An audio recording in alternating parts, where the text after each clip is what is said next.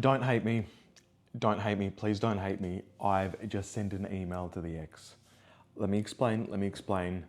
I do feel like I'm thinking clear of mind. If you've been following along, she threatened me with a restraining order. I said, that's it. We're not talking anymore. That's fine. So sorry. I sent 5 emails of like, hey, I love you so much. Here's what I was feeling. If you should be following along. You're up to scratch. So I sent her another email. It's been a couple of weeks. I've sent her another email because I've been trying to understand. I feel like I don't know what's going on. Not for her, where I need to sit.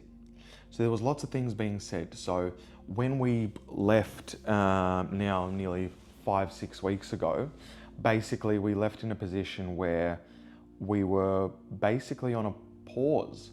So I was able to fully experience her and really experience her full emotions because I read that book, which is Mars, Venus, Women. And I realized that what I was doing is I was not just accepting her feelings as they were and instead trying to fix it, do the man thing, right? And I was like, oh, right. And then instantly that opened up. It made her feel better. Then she got to listen to me. It was great.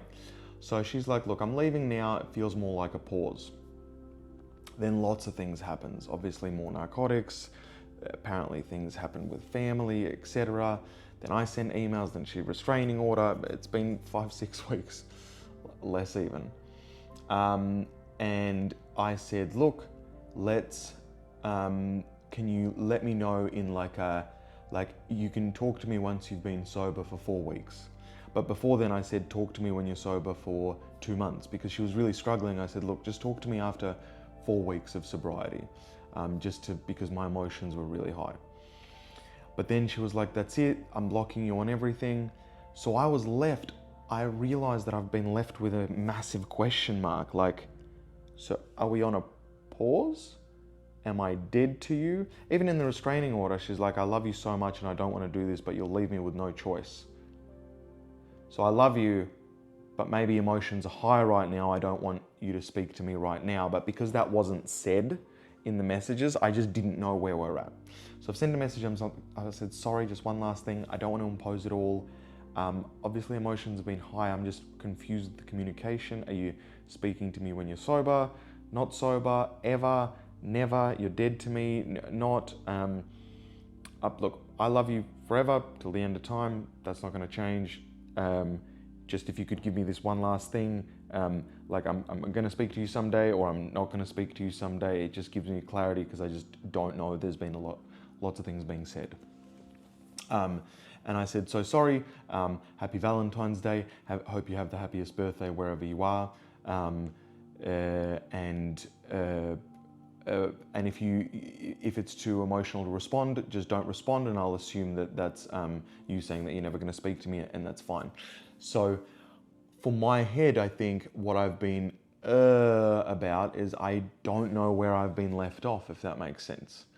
My feelings won't change, nothing will change, but I need to know what the boundary is. Like, is somebody going to speak to me one day? Is it I love you, but you're dead to me? Like, I just need to know. So I sent it, very, very respectful, very short, succinct email. Sorry, one last thing. And if you don't respond, that's fine as well, because it just means you don't want to respond because I'm dead to you. So therefore just honor the same fact, sweet, and that's it. And I don't want to bother or impose. So I've sent it. I think that's fine. We've had a 2-year relationship of the deepest of depths of love that I've ever felt and ever will feel ever again. I don't know, people say, no. It was cosmic. And it is cosmic.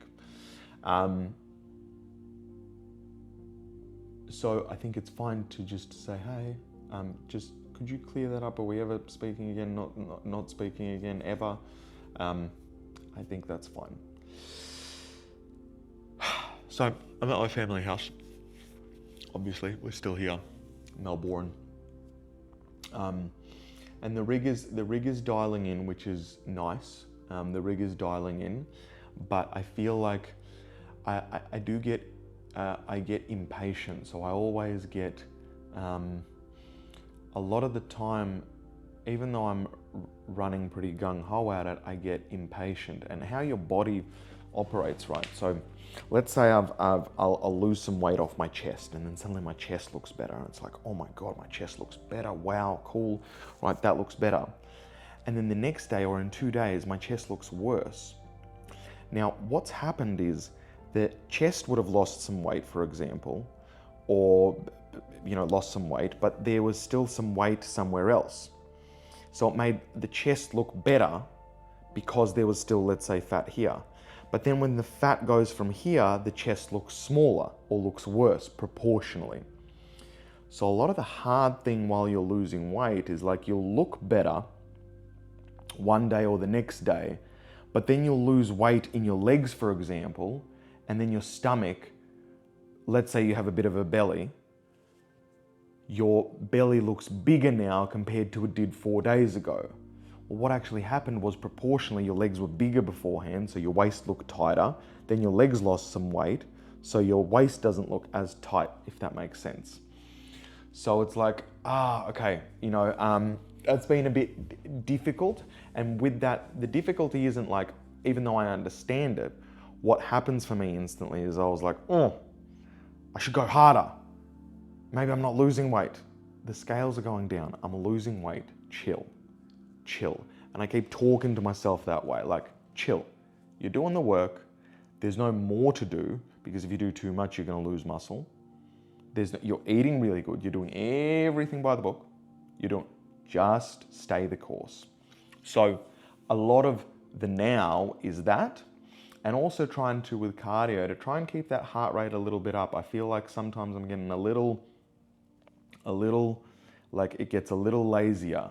So what I've started doing is I do incline walking on a treadmill. And what I've started doing is I'm maxed out on the incline, and I'm not doing too fast, like a speed of 4.5 or 5, because otherwise legs go down, like muscle goes down. So what I do is I will hold on, not hold on. So what I'll do is I'll try and spike my heart rate a little bit, then bring it back down. Spike it up a little bit, bring it down. Not too high, like 130, then back to 110. 130, back to 110. 130, back to 110. And I could keep it at 130, but if I keep it at 130, what will happen is the next day, my recovery will be a little bit worse, and I need to prioritize muscle. So if I ever feel that my weights are going down, which we're kind of in that place where we're going to be really careful right now. So I've got to make sure that the weights and the weight, as much as humanly possible, I keep the same strength or the same weight, at least, right? So that's kind of what's going on gym-wise. Food is locked in, same as always, which is nice. And also, because I'm looking better and better in the reflection, the more I look in the reflection, the more obsessive I get about like, do I look better than yesterday or the other day? It's like, whoa, dude, it's been a day, it's been 2 days. If you have the book, you would see like, wait a week. So if I look back a week, I'm like, well, in the last week, huge change, that's fine. If I look back again, huge change. Okay, a week. In a day or two, you're not going to see differences. Water balance goes up and down, things happen, you just have to chill.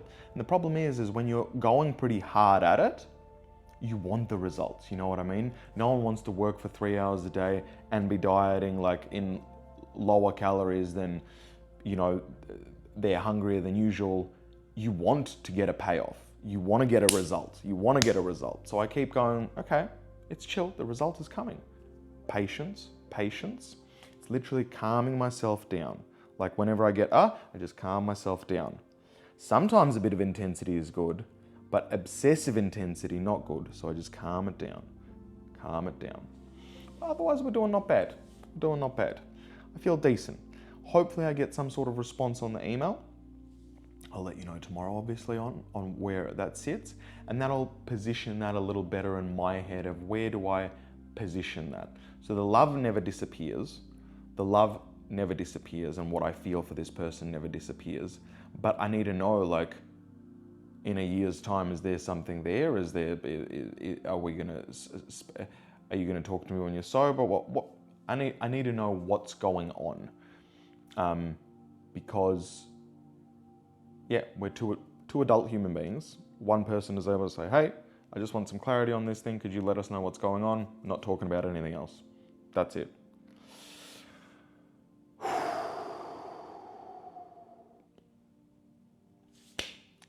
Love you very much.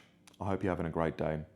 Today's just been an update on a bit of me. I feel like I am calmer in my family house. I feel like in general I've got like a bit of a calmness around it, which is interesting. Just again, like yesterday I said, it's interesting. It's calm the nervous system, but I'm resisting the calm. I'm like, no, go harder, work harder, you're too calm. But you know, it's fine. And things are good. I think things are good.